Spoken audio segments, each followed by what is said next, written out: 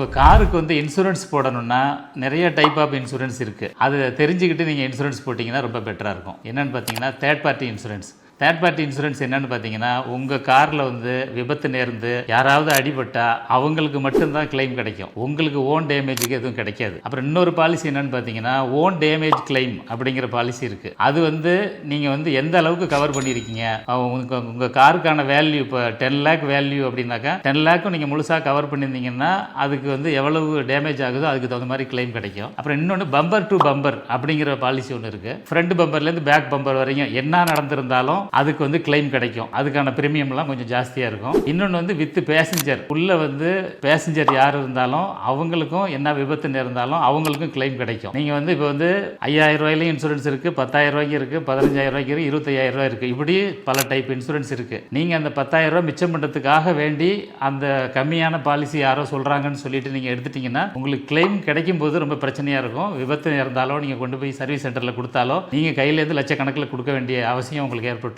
அதனால வேண்டி bumper to bumper insurance நீங்கள் போட்டுக்கிறது ரொம்ப பெட்டராக இருக்கும்.